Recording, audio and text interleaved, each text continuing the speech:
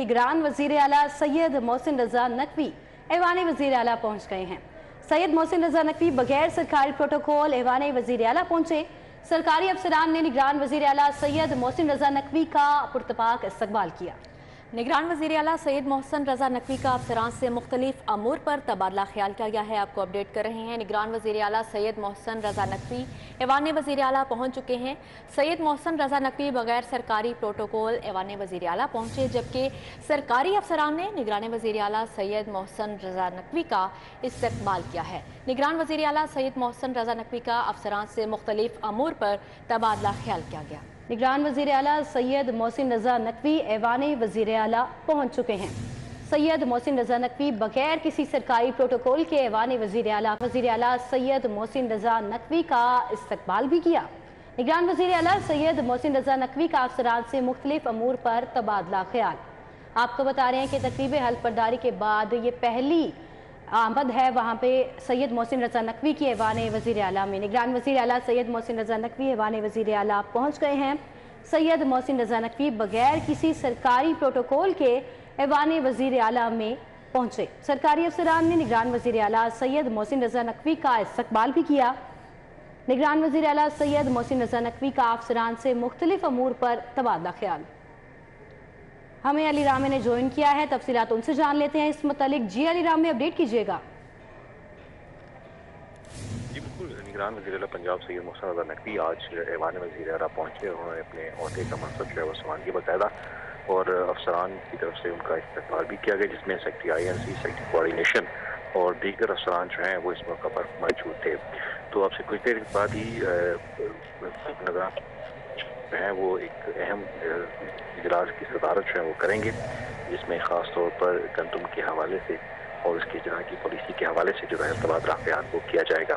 और साथ ही chief secretary Punjab और IG पंजाब से मुलाकात जो है वो भी की जाएगी, जिसमें अमन अमान की सूरत हाल और जो गुड गवर्नेंस के हवाले से और इंतजामी अमूर के हवाले से तबादला ख्याल जो है वो किया जाएगा। इंतजामी अमूर के हवाले से तबादला ख्याल किया जाएगा। अली राम में आपका बहुत शुक्रिया, आपने हमें अपडेट किया। निगरान वज़ीर आला सैयद मोहसिन रजा नकवी ऐवान वज़ीर आला पहुँच गए हैं। वहाँ पर उन्होंने सियासी कायदीन से मुलाकात भी की है। सैयद मोहसिन रजा नकवी बगैर किसी सरकारी प्रोटोकॉल के ऐवान वज़ीर आला पहुँचे। निगरान वज़ीर आला सैयद मोहसिन रजा नकवी का इस्तकबाल भी किया गया। सरकारी अफसरान ने उनका इस्तकबाल किया। निगरान वज़ीर आला सैयद मोहसिन रजा नकवी का अफसरान से मुख्तलिफ अमूर पर तबादला ख्याल भी किया गया।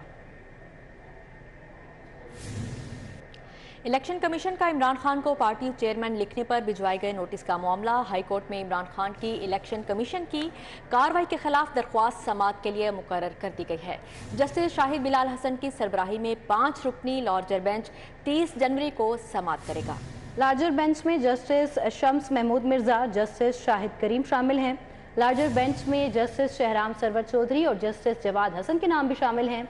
जस्टिस जवाद हसन ने दरखास्त की समाअत के लिए फुल बेंच तश्कील देने की सिफारिश कर रखी थी। चीफ जस्टिस हाई कोर्ट की मंजूरी के बाद ये लार्जर बेंच तश्कील दिया गया है।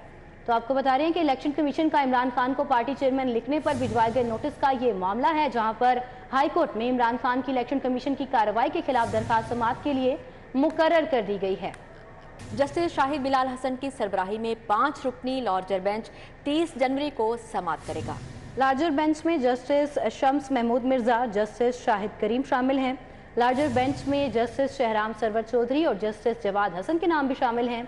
जस्टिस जवाद हसन ने दरखास्त की समाअत के लिए फुल बेंच तश्कील देने की सिफारिश कर रखी थी। चीफ जस्टिस हाई कोर्ट की मंजूरी के बाद ये लार्जर बेंच तश्कील दिया गया है। तो आपको बता रहे हैं कि इलेक्शन कमीशन का इमरान खान को पार्टी चेयरमैन लिखने पर भिजवाए गए नोटिस का ये मामला है, जहां पर हाई कोर्ट में इमरान खान की इलेक्शन कमीशन की कार्रवाई के खिलाफ दरखास्त समाअत के लिए मुकर्रर कर दी गई है।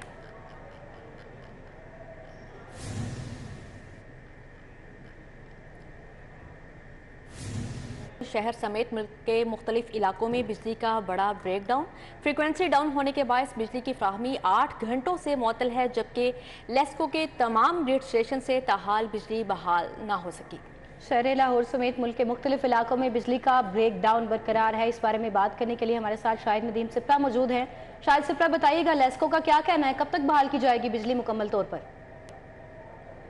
जी बिल्कुल, आज कौमी ग्रिड स्टेशन में टेक्निकल फॉल्ट आया जिसकी वजह से शहर समेत गुलबर्ग में बिजली का ब्रेक डाउन हुआ है और लाहौर इलेक्ट्रिक सप्लाई कंपनी के तमाम ग्रिड स्टेशन से बिजली की फराहमी मुअत्तल है, जो कि 8 घंटे गुजरने के बावजूद बहाल नहीं की जा सकी। ज़राए ने यह बताया है कि आज सुबह के औकात में पावर हाउसेज जो हैं वो ट्रिप हुए और उस ट्रिपिंग की वजह से कौमी ग्रिड स्टेशन में जो ट्रांसमिशन लाइन है उसकी फ्रीक्वेंसी डाउन हुई और फ्रीक्वेंसी डाउन होने की बुनियाद पर यह ब्रेक डाउन हुआ और शायद तमाम जो डिस्कोज हैं उनके ग्रिड स्टेशन बंद हो गए। और ज़राए की जानिब से मज़ीद ये भी बताया जा रहा है कि अभी तक नेशनल पावर कंट्रोल सेंटर और national transmission and dispatch company की जानिब से वो तकनीकी खराबी जो कि सिस्टम में पैदा हुई है उसको डिटेक्ट नहीं किया जा सका। वफाकी वज़ीर की जानिब से तो कहा गया था कि 8 से 10 घंटे के बाद जो बिजली है उसकी बहाली का सिलसिला शुरू हो जाएगा और मुल्क भर में ये दावा किया गया कि बिजली बहाल हो सकेगी, लेकिन जो हकाइक हैं, जो मौजूदा हालात हैं, इसमें नज़र आ रहा है कि अभी मज़ीद 8 से 10 घंटे का वक्त दरकार होगा कि मुख्तलिफ इलाकों में बिजली बहाल की जा सकेगी, क्योंकि जब तक टेक्निकल फॉल्ट डिटेक्ट नहीं होता तब तक सिस्टम को नहीं चलाया जा सकेगा। इसके साथ ये भी बताया जा रहा है कि एक दफ़ा सिस्टम को चलाने की कोशिश की गई है लेकिन जनरेशन कम है और जो सार्फिन है उनकी जानिब से तलब ज़्यादा है, उसकी बुनियाद पर दोबारा फ्रीक्वेंसी जो है वो डाउन हो रही है, इसलिए सिस्टम को दोबारा नहीं चलाया जा रहा। इसमें बराह रास्त अगर देखा जाए तो माजी में जो ब्रेक डाउन हुए और बिजली की फराहमी मुअत्तल रही उसमें स्मोक और धुंध ने अहम किरदार अदा किया, लेकिन आज का जो मामला है वो उसके बरक्स है। नेशनल पावर कंट्रोल सेंटर के पास अख्तियारात होते हैं कि जब सिस्टम पर जनरेशन कम हो और तलब ज़्यादा हो, सिस्टम की फ्रीक्वेंसी डाउन हो तो उसको बराह रास्त मोनीटर किया जाता है।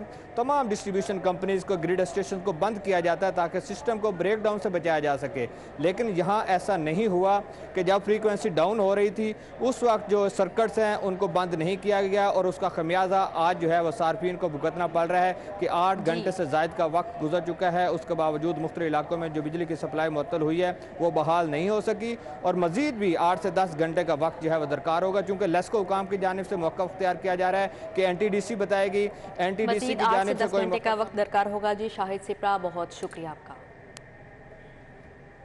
कि PTI सरकार का इक़्तिदार, सरकारी अस्पताल बाधित इंतज़ामी से दो चार। PTI ने पौने 5 साला दौर में टीचिंग अस्पतालों में मुस्तकिल MS तैनात न किया। PTI ने पंजाब में 1 दर्जन से ज़ायद मुस्तकिल MS लगाने की कोशिश की।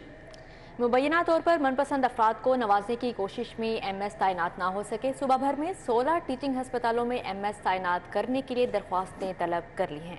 मज़ीद तफसीलात जानते हैं जाहिद चौधरी से। जी जाहिद चौधरी, अपडेट कीजिएगा। सरकार अपने 5 साल दौर में पंजाब भर के जो सरकारी टीचिंग अस्पताल हैं उनमें मुस्तकिल MS तैनात नहीं कर सकी।